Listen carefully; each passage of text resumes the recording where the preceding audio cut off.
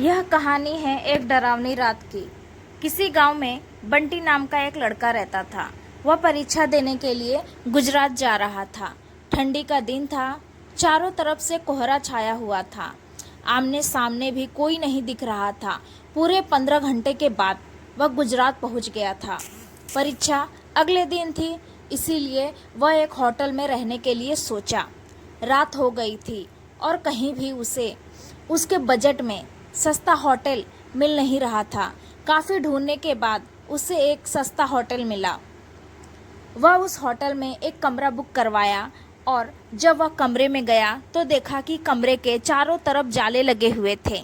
ऐसा लग रहा था कि वह कमरा काफ़ी सालों से बंद पड़ा था और कमरे के अंदर का माहौल एकदम डरावना और सुनसान लग रहा था। लेकिन उसने यह सब नज़रअंदाज कर दिया और होटल से खाना मंगवाया और खा पीकर सोने चल दिया।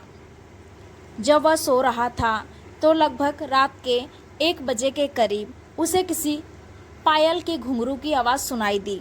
बंटी तुरंत नींद से उठ गया और जल्दी से खिड़की के पास गया, ये पता करने के लिए कि वो इतनी रात को किसकी पायल की आवाज़ सुनाई दे रही है और इस सुनसान रास्ते में कौन आधी रात को घूम रहा है, क्योंकि वहाँ होटल में बंटी और मैनेजर के अलावा कोई भी नहीं था।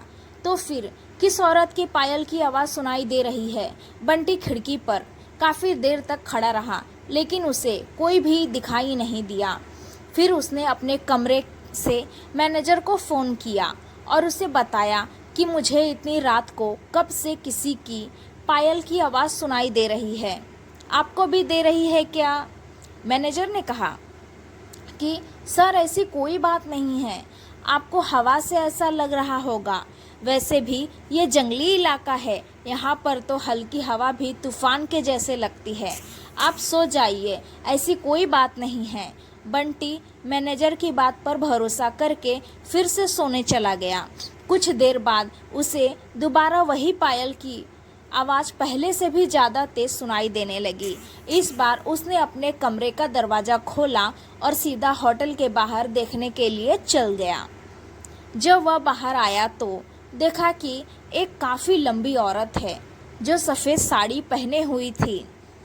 उसके काफ़ी लंबे बाल थे और चेहरा ढका हुआ था। वह अपने हाथ में एक नारियल ले करके होटल के चारों तरफ चक्कर लगा रही थी। ऐसा लग रहा था कि मानो अपने पायल की आवाज़ से किसी को बुला रही है। बंटी दौड़कर उसके पास गया कि कौन है ये औरत जो इतनी रात को यहाँ घूम रही है, लेकिन वह तुरंत ही गायब हो गई और चारों तरफ कोहरा ही कोहरा फैल गया। बंटी भी थोड़ा घबरा गया, क्योंकि जिस औरत को वह सामने से देखा था अब वो नहीं दिख रही थी। बंटी अपने होटल में वापस जाना चाहा, लेकिन फिर से उसे दोबारा पायल की आवाज़ सुनाई देने लगी। बंटी अब उसे ढूंढते हुए जंगल की ओर जाने लगा। चलते चलते वह अपने होटल से इतनी दूर आ गया, उसे पता ही नहीं चला। फिर उसने उस घने जंगल में कुछ ऐसा देखा कि उसका दिल दहल गया।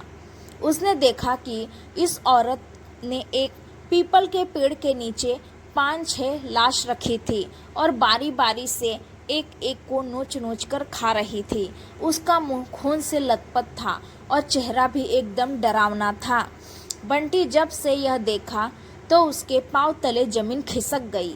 ये सब नज़ारा देखते ही उसे डर के साथ साथ रोना भी आने लगा कि वह चुड़ैल अब मुझे भी मार देगी, क्योंकि अपने पायल की आवाज़ से यहाँ तक तो मुझे लेकर आई है। लेकिन उसने हिम्मत से काम लिया और हनुमान चालीसा पढ़ते पढ़ते धीरे से वहाँ से भाग गया, ताकि भूत उसे देख ना ले। लेकिन भूत तो भूत होते हैं।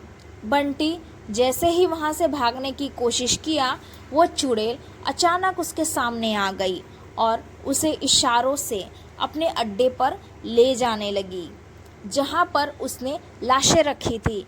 बंटी हनुमान जी जाप करके इतनी तेजी से वहाँ से भागा कि मानो जैसे उसके अंदर किसी की शक्ति आ गई हो। भागते भागते सीधा वह अपने होटल वापस आ गया। वहाँ थोड़ी देर रुका तो उसे एक आदमी दिखाई दिया। उसे देखकर ऐसा लग रहा था कि ये अच्छा आदमी है। वह बंटी के पास आकर बोला, अरे भाई, क्या हुआ तुम्हें? इतना डरे हुए क्यों हो? बंटी ने सारा किस्सा उस आदमी को सुनाया तो उसने बताया कि भाई, तुम बहुत किस्मत वाले हो कि आज तुम बच गए। वो भूत किसी को भी नहीं छोड़ती और तुम इस होटल में क्या कर रहे हो? इसको तो बंद हुए काफ़ी साल हो गए हैं। बंटी जब उस आदमी का इतना बात सुना तो उसका डर के मारे पसीने निकलने लगा। फिर वह आदमी से बताने लगा कि इस होटल में बहुत साल पहले एक लड़की के साथ 4-5 लड़के उसका भयानक तरीके से रेप करके मार दिए थे। लड़की तो मर गई लेकिन किसी को भी नहीं छोड़ी, और जो भी रात के समय इस रास्ते से गुजरता है सबको अपने कब्जे में कर लेती है और मार देती है। और कुछ दिन बाद इस होटल पर पुलिस का छापा पड़ा, तब से ये होटल बंद है। बंटी जब उस आदमी की पूरी बात सुना तो वह बहुत ज़ोर ज़ोर से रोने लगा, ये सोचकर कि आज मैं मर जाता। फिर वो आदमी बंटी को चुप कराया और बोला, चलो आज रात तुम मेरे घर रह लो, मेरा घर पास में ही है, डरो मत, अब मैं आ गया हूँ ना। बंटी उस आदमी को धन्यवाद किया और उसके साथ उसके घर चला गया और अपने आप से एक वादा किया कि आज के बाद वह भूल कर भी कभी अनजान जगह पर नहीं जाऊंगा।